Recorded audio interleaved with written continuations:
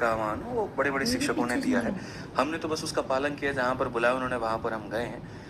जैसे उनके आदेश रहे कि ये करना है तो हमने वैसा किया है। लेकिन मैंने पहले भी आप लोगों से एक बात कहा था भाई मेरे, कि मेरे और सभी शिक्षकों के मंजिल एक हैं, तरीके अलग अलग हो सकते हैं। ये सवाल हमेशा अपने खड़े रखना, क्या सिलेक्शन फेज 13 वालों को न्याय मिला, क्या स्टेनो वालों को न्याय मिला, क्या सीजीएल का पेपर सही तरीके से सिलेबस के अनुसार आएगा, कि आपको एक हफ्ते के अंदर में एक डेट मिलेगी, एक जगह मिलेगा जहां पर आप अपनी बात पूर्ण तरीके से रख पाएंगे और सरकार को बात माननी पड़ेगी। इस बात के लिए हम पहले भी थे, इस बात के लिए 31 जुलाई को एसएससी महाआंदोलन हुआ। पूरे देश से जो है शिक्षक आए यहाँ पर और उन पर एफआईआर भी हुआ।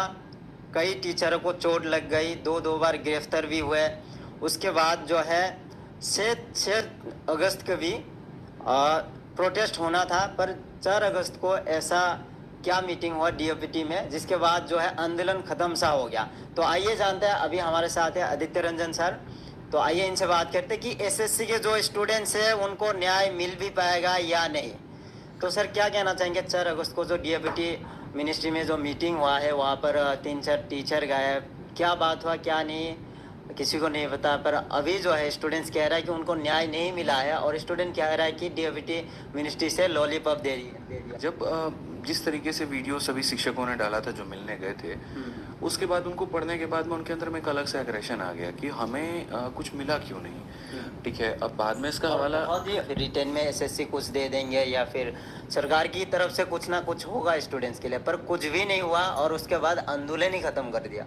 सर हुआ तो है, हफ्ते भर 10 दिन का कहा है उन्होंने, ठीक है, और कहा है कि हाँ 10 दिनों के अंदर में कर देंगे। लेकिन आप एक खुद से बात बताइए, मैं एक एस्पिरेंट हूँ, मेरा सिलेक्शन फेज 13 का पेपर खराब हो गया है। 55,000 बच्चों में से मैं भी एक बच्चा हूँ और चेयरमैन साहब ने यहाँ पर ये कह दिया कि हाँ भाई हम इसको सुधार करेंगे। लेकिन कौन ऐसा स्टेप उन्होंने लिया है जिसके ऊपर में मैं विश्वास कर पाऊँ? क्या उन्होंने कहीं पर कोई नोटिस जारी किया है? क्या उन्होंने कहीं पर मीडिया के आगे आकर के कुछ कहा है? क्या कहीं पर भी कोई ऐसा सर्कुलर जारी हुआ है? तो जब कहीं पर कोई बात नहीं आई है तो बच्चे का विश्वास क्यों नहीं उठेगा? या तो ये हो कि मीटिंग होती है और उसके बाद में उसके रिजल्ट निकल करके आते हैं और एक होप निकलता है, सामने एक नोटिस दिया जाता है जिससे बच्चा उसके ऊपर में ट्रस्ट कर पाए, तो क्यों कोई ट्रस्ट करेगा? उसके बाद सबसे बड़ी बात तो विश्वास और टूटता है स्टेनो वाले पेपर के दिन में। आप एक दिन पहले ये कहते हैं कि हम आपको स्टेनो में सारी चीज़ें सही करके दिखा देंगे और स्टेनो के पेपर में जब दिखते हैं तो उससे और भयंकर भयंकर गड़बड़ियाँ निकल करके आती हैं। पहले तो बस ये था कि क्वेश्चन आधे अधूरे थे, अब तो इसमें ऑप्शन भी आधे अधूरे हैं और उसके ऊपर से स्टेनो में मैथ पूछ लिया गया है। तो ये सवाल मेरा थोड़ी है, ये सवाल तो बच्चों का है कि आप जीत के क्या लाए वहां से, आप ले करके क्या है वहां से, प्रोटेस्ट करके फायदा क्या हुआ? हाँ, क्योंकि एक आंदोलन चल रही थी, लहर उठी थी, बच्चों के अंदर में आग थी, वो सवाल पूछ रहे थे, अब वो क्या करें? सारे टीचर यूनाइट हुए थे, सारे स्टूडेंट्स यूनाइट हुए थे, पर अभी क्या है कि उनको कुछ मिला ही नहीं, तो उनको इतना होप रहा नहीं। तो आप तो सर अभी क्या कहना चाहेंगे, जैसे कि अभी 6 तारीख को फिर से प्रोटेस्ट होना था, 6 अगस्त को, पर 4 अगस्त का जब ये मीटिंग हो जाता है उसके बाद आंदोलन खत्म हो गया। अभी आगे की क्या प्लानिंग है, आप बच्चों के लिए क्या कर रहे हो? सर आगे की प्लानिंग ना मैंने पहले कभी की है, ना आगे की प्लानिंग मैं आगे कभी कर रहा हूँ। अच्छा। ठीक है, आगे की किसी भी डेट को, चाहे वो 31 तारीख का आह्वान हो या 6 तारीख का आह्वान हो, वो बड़े बड़े शिक्षकों ने दिया है, हमने तो बस उसका पालन किया, जहाँ पर बुलाया उन्होंने वहाँ पर हम गए हैं। जैसे उनके आदेश रहे कि ये करना है तो हमने वैसा किया है। लेकिन इस दौरान हमने महसूस किया कि जिस रास्तों से हम चल रहे थे, मैं उसको बिल्कुल भी नहीं मानता हूँ कि वो 100% अपने आप में सही है।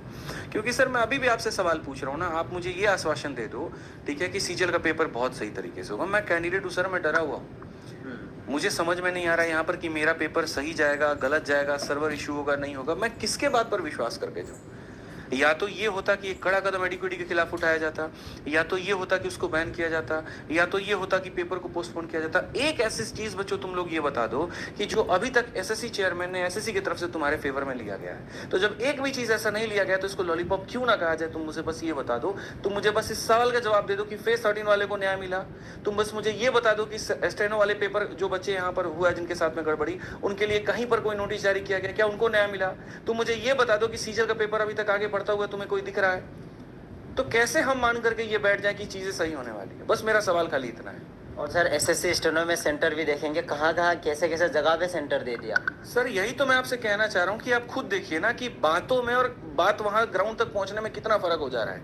आप जब बंद कमरे में मीटिंग करके कोई बात कहते हैं तो कितनी चुपड़ी चुपड़ी बातें कह देते हैं, और जब ग्राउंड पर आता है तो वो चीजें क्या मिलती है। तो मैं थोड़ी सर यहाँ पर परेशान हो रहा हूँ, परेशान तो बच्चा हो रहा है, आग उसके अंदर में लगी पड़ी है, दुखी तो वो है यहाँ पर सेंटीमेंट जो कनेक्ट करके बैठ गया था, जो कह रहा था कि अब ऐसे नहीं होगा, हम बदल करके रहेंगे, पूरे सिस्टम को बदल करके रहेंगे। आज पटना में देखिए किस तरीके से बच्चों के ऊपर में लाठीचार्ज हुआ है। क्यों बात इसके ऊपर में हम नहीं कर रहे हैं? क्यों हम इसको इग्नोर कर रहे हैं? हम आगे बढ़ते जा रहे हैं, पीछे की चीजों को भूलते जा रहे हैं। क्या पीछे की चीजों से मिट्टी डालने से काम हो जाने वाला है?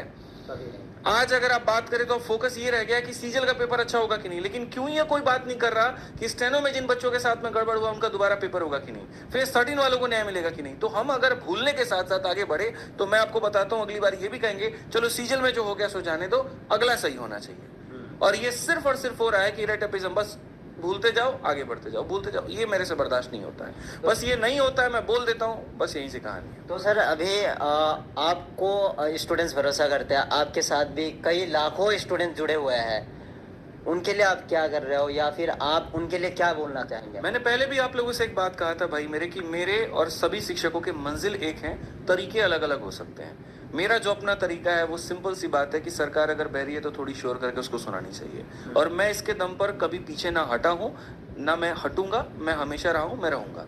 मैंने आपको ये भी कहा है कि आपको एक हफ्ते के अंदर में एक डेट मिलेगी, एक जगह मिलेगा जहां पर आप अपनी बात पूर्ण तरीके से रख पाएंगे और सरकार को बात माननी पड़ेगी। इस बात के लिए हम पहले भी थे, इस बात के लिए हम आज भी हैं। जीत सीजल का पेपर पोस्टपोन है, वो जीत नहीं है।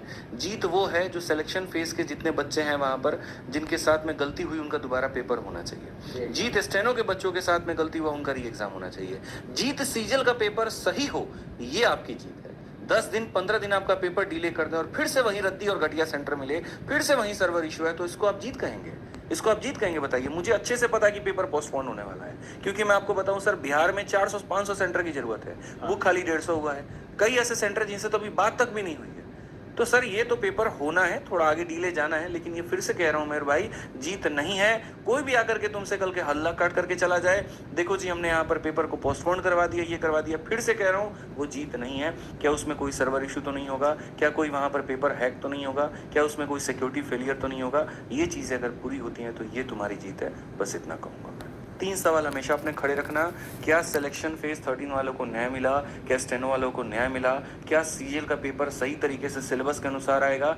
सर वीडियो के अंत में क्या कहना चाहेंगे एसएससी के नाकामियों के शिकार हुए जो बच्चे हैं, जो पीड़ित बच्चे हैं, उनके लिए क्या संदेश रहेगा आपका? बात सिर्फ एसएससी के पीड़ित बच्चे नहीं है, अलग अलग आज भारत में जितनी भी सरकारी नौकरियां निकलती हैं, तो विभागों की जो नाकामी है, जो उनकी अपनी गलतियां हैं, उसकी वजह से जो बच्चे शिकार होते हैं, यकीन मानिए यहाँ पर उनकी दुर्दशा इतनी खराब है कि जिसका हम बयान नहीं कर सकते हैं। उन बच्चों को वो है ना, वो सारे के सारे एक लूप में फंस गए हैं। उनको ये लगता है यार इस बार इतनी तैयारी कर ली, थोड़ा मेहनत और करेंगे, अगली बार पेपर निकाल लेंगे। लेकिन उसको कौन समझाए कि बेटा तू अगली बार थोड़ी मेहनत और करेगा ना तो सिस्टम की नाकामी भी थोड़ी बहुत और बढ़ जाएगी, और वो उसको इतना बैलेंस कर देगा कि फिर से तू रह जाएगा और फिर से वहां पर एक लूप में वापस से तू फंस करके बढ़ जाएगा। बच्चा तो ये सोचता है कमी मेरे अंदर में रह गई, मैं उसको थोड़ा सुधार लूंगा तो बेहतर कर लूंगा, लेकिन उसको कोई ये बताने वाला नहीं है कि तेरे में कमी नहीं है, तेरी मेहनत बहुत शानदार है। ये जो सिस्टम की कमी है वो तेरी मेहनत के ऊपर में हावी हो रही है और तेरी मेहनत को खत्म कर रही है। और इसीलिए सिस्टम को सुधारना बहुत जरूरी है, इसीलिए सारी कमियों को दूर करना बहुत जरूरी है, और इसके लिए आवाज भी उठाना बहुत जरूरी है। खाली बैठे रहने से कुछ नहीं होने वाला है। ठीक है सर, आपको बहुत बहुत धन्यवाद हमें टाइम देने के लिए, और बच्चों के लिए आप इतना कुछ करते हैं, क्योंकि बच्चों को सुनने वाला आजकल कम होते हैं, उनको दिग्भ्रमित करने वाले ज़्यादा होते हैं। आपको बहुत बहुत धन्यवाद सर टाइम देने के लिए। धन्यवाद सर, जय हिंद।